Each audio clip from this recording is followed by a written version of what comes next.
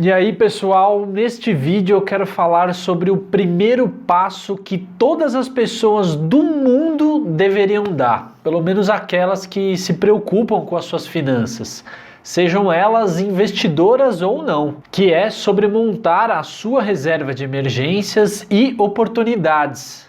Se são a mesma coisa, se podem ficar no mesmo lugar, aonde investir, quais as características que esse investimento para alocar as reservas precisa ter, enfim, tudo sobre esse passo primordial que qualquer pessoa deveria dar. Bem, eu vou começar explicando as diferenças entre reserva de emergência e oportunidades, pois elas não são a mesma coisa. A reserva de emergência, como o nome diz, ela é feita para uma eventualidade que aconteça na sua vida, algo fora do radar. Você bateu o carro e precisa acionar o seguro, pagar a franquia. Você teve um problema de saúde, precisa fazer uma consulta particular ou pagar algum procedimento que o seu convênio não cubra, ou se você não tem convênio e não pode esperar na fila do SUS. Seja qual for um problema de saúde na sua família, se você é contratado numa empresa, mas como pessoa jurídica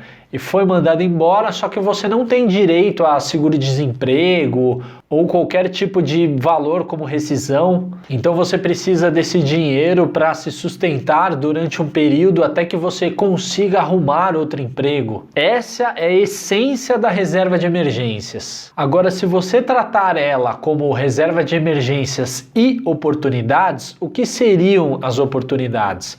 Algo que apareça no meio do seu caminho que você enxergue um potencial lucro. Literalmente, a palavra já está sendo autoexplicativa, né? Uma oportunidade que caiu no seu colo e você precisa pegá-la naquele momento. Só que veja o seguinte exemplo. Imagina que você é um lojista, né? Você é dono de uma loja de roupas e teve uma boa oportunidade com o seu fornecedor de comprar matéria-prima, né? Comprar um estoque com um preço bem reduzido. E uma outra boa oportunidade de alugar um espaço para abrir uma segunda loja, ampliar os seus negócios ou mudar a sua loja de um espaço menor para um espaço maior e você vai pagar um ótimo preço de aluguel. Você se depara com essa oportunidade, tem reservas e vai com tudo para cima dela. Compra um belo do estoque, aluga um novo espaço, abre mais uma loja e começa a vender. Só que veja, isso aconteceu no final de 2019. Ali depois de novembro, dezembro, quando já passou a Black Friday, já passaram as compras de Natal, então o fornecedor faz essa promoção para queimar ali o restinho do estoque, de quem fornece tecido, a matéria-prima para a confecção das roupas, e você pega essa oportunidade em janeiro de 2020. O dono do imóvel, a mesma coisa, finalizam alguns contratos no final de 2019, o inquilino não quer renovar, a oportunidade cai no seu colo e você vai pegar aquele imóvel. No mês seguinte ali, fevereiro, março, pandemia, lockdown, tudo fechado. Você acabou de fechar um contrato de aluguel, acabou de encher o seu espaço com a matéria-prima, com o estoque que você não vai conseguir vender nos próximos meses, tudo parado, seus funcionários, suas costureiras não vão até o local para costurar as roupas, pois não podem sair de casa. E o que você fez? Gastou toda a sua reserva de emergência nessa oportunidade. Ela não deixou de ser uma oportunidade, mas veja como é perigoso tratar a reserva de emergências como uma igual da reserva de oportunidades. E você não pode fazer isso, você não pode zerar as suas reservas com oportunidade, por melhor que ela seja. Se acontecer um imprevisto nesse meio tempo, você literalmente está ferrado. Imagina alguma outra oportunidade no mercado imobiliário, você encontrou um lote com um preço bem barato, você tem expertise nisso, vai construir algumas casas ali para poder vender, ou um apartamento com um valor bem abaixo do mercado, onde você comprou comprou e vai vender no valor mais caro, mas quanto tempo você vai levar para vender? 6 meses, 1 ano, 8 meses? Se nesses meses, nesse meio tempo, ocorrer o tal do imprevisto, lembre-se, os imprevistos eles estão fora do radar, é por isso que se chamam imprevistos. Se você conseguisse prever, você evitaria aquilo de acontecer. Então, se você queimar o seu caixa nessa oportunidade, você fica vulnerável. Você fica, como diz Nassim Taleb, você fica frágil. E você não pode ser frágil, você tem que ser antifrágil. Então, estamos combinados. Reserva de emergência e reserva de oportunidades são coisas diferentes. Você tem um dinheiro separado para um e um dinheiro separado para outro. Mas quanto de dinheiro? Bom, via de regra, na reserva de emergências nós vamos pensar no seu custo de vida mensal. O quanto que você precisa para sobreviver por mês. Esse é um valor que você precisa ter claro na sua vida. Você pega todo o seu custo de vida, o quanto você gasta ali, tire uma média, né, de conta de água, de luz, porque essas contas variam conforme o seu consumo. Então você tira uma média, quanto você gasta ali com a internet, a escola dos seus filhos, o convênio médico. Pegue as suas despesas fixas, variáveis, dê uma enxugada, né, tire os supérfluos, as coisas que você olha e falava, isso aqui eu viveria sem. Em uma situação de emergência eu conseguiria cortar isso. Então pegue as suas contas, dê uma enxugada, o essencial é o seu custo de vida mensal. Agora, se você é um trabalhador assalariado, né, do regime CLT, você tem alguma estabilidade, por exemplo, você é funcionário público, prestou um concurso, seria o suficiente 6 meses do seu custo de vida. Vamos supor que as suas contas deem R$1.000 para a conta ficar fácil. Seriam R$6.000, é a sua reserva de emergências ideal. Agora, se você é um autônomo, né, profissional liberal, você é pessoa jurídica, os seus ganhos são bem variáveis, você está no mercado mais competitivo, então você precisa de uma reserva mais robusta. 12 meses seria um valor ideal para você. Se você tem esse custo de R$1.000, seriam R$12.000 uma boa reserva. E para aqueles que estão olhando agora e achando muito, mas não seria demais? Ouvi dizer que 3 meses já é o suficiente para a partir dali eu já começar a investir, né? Ir para renda variável. Olha, tem uma frase que eu gosto muito, que também é do autor Nassim Taleb, que é: a ausência de evidência não é evidência de ausência. Ou seja, não é só porque você não vê que aquilo não existe. Essa reserva é justamente para nos proteger daquilo que nós não conseguimos ver. Nós não conseguimos mapear tudo. Quem iria conseguir prever uma pandemia como nós passamos? E ficar meses trancado dentro de casa, muitas pessoas sem renda, perderam seus empregos. Imagina, por exemplo, um corretor imobiliário. Ele vende um apartamento, tem um ganho legal e depois pode ficar meses até conseguir outra venda. Eu conversei com alguns amigos que trabalham nesse ramo, perguntei como ficaram os negócios, né, nesse ano de 2020, né, início de 2021. Eles falaram terríveis, não consegui vender nada. As pessoas sem caixa, sem dinheiro para comprar novos apartamentos, todo mundo apertado. Então, um cisne negro pode aparecer a qualquer momento. Para quem não sabe, né, de forma resumida, o cisne negro é aquele evento imprevisível. Ele aparece, ninguém consegue prever, ninguém consegue antecipar aquele acontecimento e ele causa uma reviravolta muito grande no mercado, né, na vida de uma pessoa. Bom, então a reserva de emergência, ficamos ali entre 6 meses e 12 meses do seu custo de vida. Você avalia a estabilidade do seu emprego, dos seus ganhos, né? Se você tem uma estabilidade maior, 6 meses. Se você não tem tanta estabilidade, é vendedor, os seus ganhos dependem muito de comissões, sazonalidade, 12 meses é mais interessante, é mais seguro. Números muito abaixo disso, eu acho que deixam a pessoa numa zona de risco muito grande, dependendo do evento que aconteça na vida dela. E a reserva de oportunidades, o quanto deixar? Aí eu acho que é algo bem pessoal, ele varia, porque não podemos nos basear no seu custo de vida. Qual o tamanho dessa oportunidade e quanto de dinheiro você precisa para pegá-la? Isso não tem ligação direta com o seu custo de vida, para nós darmos um número 3 vezes, 6, 10. Então, uma dica que eu te dou é pensar na sua área de conhecimento. Do que você entende, o que você manja mais. Por exemplo, você entende bastante do mercado imobiliário. Qual o tamanho da reserva de oportunidades que eu preciso caso um lote naquela cidade que eu estou de olho, que eu sei que é uma baita de uma oportunidade, fique com um preço promocional? Que eu sei que eu vou pegar aquele lote, construir algumas casas e vender ou colocar para alugar. Ou eu entendo bastante sobre leilões de imóveis, de carros. Qual o valor que eu preciso ter mais ou menos em caixa para aproveitar boas oportunidades em leilões?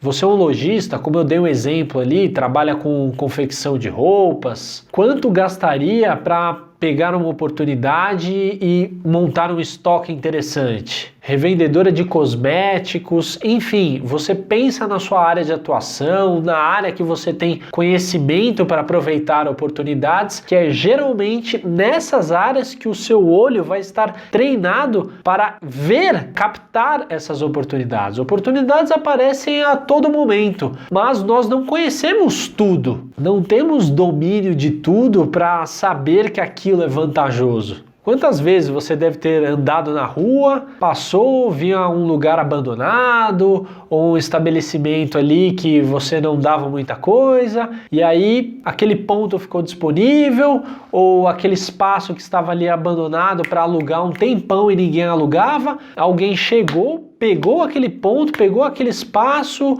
montou um bar, um restaurante, alguma coisa, um estacionamento, um lava rápido e agora você passa lá e fala: nossa, fulano, ó, estourou, deve estar ganhando um dinheirão. Esse fulano enxergou a oportunidade, coisa que eu, você estávamos passando ali e nós não víamos. Então, como reserva de oportunidade, o valor vai oscilar bastante aí de acordo com os conhecimentos de cada um. E agora vamos para outra pergunta, né? Aonde colocar esse dinheiro? Pense em 3 princípios básicos, né? É uma tríade dos investimentos: a liquidez, a segurança e a rentabilidade. Os 3 não andam juntos, no máximo 2 deles se encontram. Pense comigo, se o investimento oferece muita rentabilidade, ele não pode ser tão seguro e oferecer tanta rentabilidade, então ele vai pecar em algum ponto.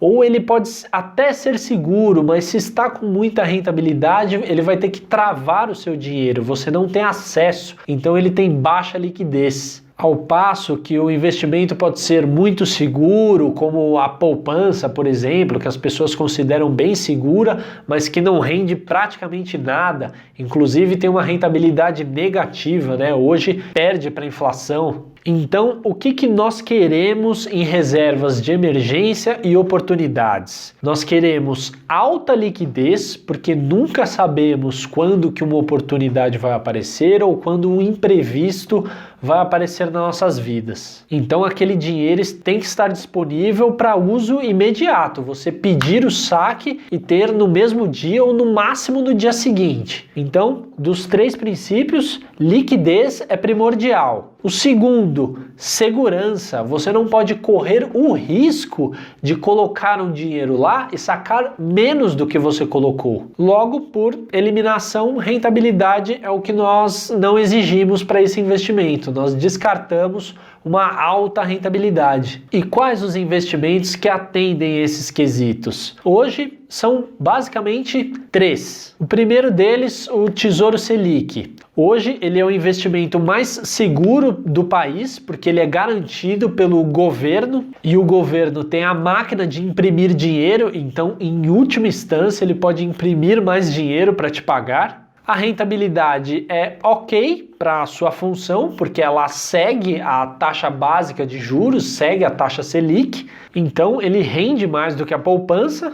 E a liquidez dele é muito boa, né? Você pede o resgate hoje e recebe em um dia útil. A segunda opção são os CDBs que rendam pelo menos 100% do CDI, onde eles também vão ter essa rentabilidade que é ok para essa função. Segurança, porque um CDB de um bom banco, além de ter a segurança do banco, você pegar um banco grande, como por exemplo um Itaú, é um banco sólido que dificilmente vai quebrar, vai ter o CDB com garantia do FGC, que é o Fundo Garantidor de Crédito, até R$250 mil e com liquidez diária, né? Você pode pedir o seu dinheiro e receber o saque na mesma hora. A opção que eu escolhi para mim é o CDB. Eu tenho um CDB que rende 100% do CDI, mas de um banco digital. E por que eu escolhi ele? Por conta da liquidez, né? O CDB ele funciona de final de semana, de sábado, de domingo, e o resgate é no mesmo dia, na mesma hora. Enquanto o Tesouro Selic, por exemplo, se eu precisar do resgate ali na sexta-feira, um horário mais à tarde, eu não vou receber, eu só vou receber na segunda-feira. Aliás, independe do horário, né? Porque o resgate é em um dia útil, então eu posso pedir até na sexta-feira de manhã, que mesmo assim vai ser só na segunda-feira que eu vou receber o dinheiro. Então, por causa desse fator, eu preferi o CDB ao Tesouro Selic. E uma outra opção que também é muito boa são os fundos DI, que são fundos de investimento de renda fixa, onde eles investem basicamente em títulos pós-fixados, né?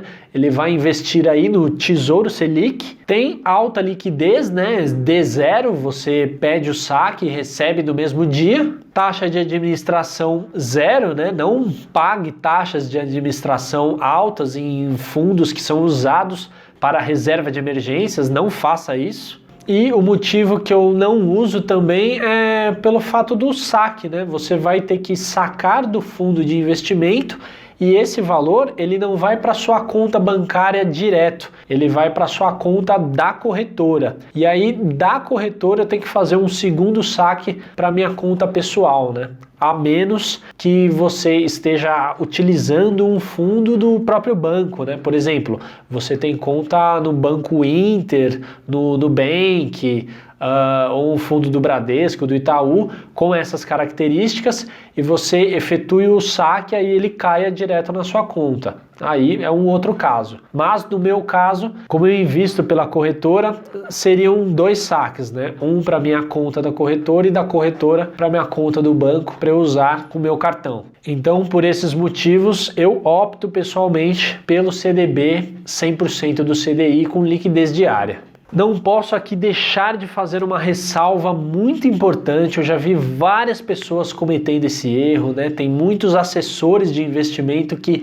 infelizmente, recomendam fundos de renda fixa de crédito privado como reserva de emergências. E isso não pode, gente. Esses fundos de crédito privado, eles rendem mais, e esse é o argumento. Eles têm alta liquidez, D+1 ou D+5, 5 dias o dinheiro já está na sua conta, com uma rentabilidade maior do que o CDB, do que o Tesouro Selic, e por isso as pessoas colocam suas reservas nesses fundos. Mas os investimentos que os gestores fazem dentro desses fundos, eles não necessariamente têm alta liquidez. Então, quando as pessoas efetuam o saque, os gestores precisam vender os títulos no mercado secundário, muitas dessas vezes tendo um prejuízo por conta da marcação a mercado. E numa época de crise, numa época de desespero, muitas pessoas começam a pedir os saques ao mesmo tempo e esses fundos que eram para ser de reserva de emergência, eram para ter uma rentabilidade melhor, acabam tendo rendimento negativo e as pessoas sacam um valor inferior ao que elas depositaram. Isso foi muito comum em 2020, em plena pandemia. Várias pessoas tinham suas reservas nesse tipo de fundo e acabaram vendo o desempenho dele no negativo. E aí os consultores e agentes autônomos ficaram desesperados com a quantidade de contatos que eles estavam recebendo, de ligações dos clientes, as pessoas perguntando o porquê que aquele fundo estava negativo, o porquê que elas estavam perdendo dinheiro. Mas você não me disse que era seguro, que não tinha risco?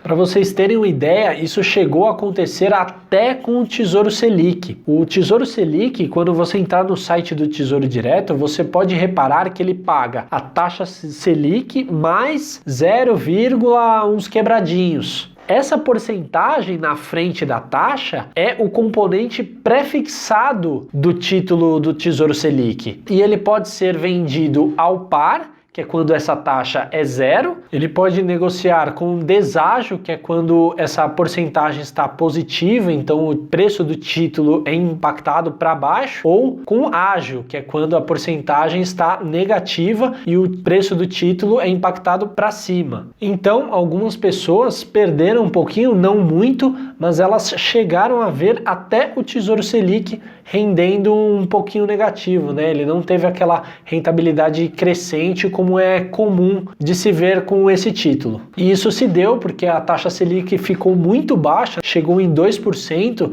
então fundos e pessoas físicas não tinham mais interesse em comprar esse título de dívida. Então ele teve que ser negociado com uma taxa maior para ser mais atrativo. Ele teve que ser negociado com um deságio.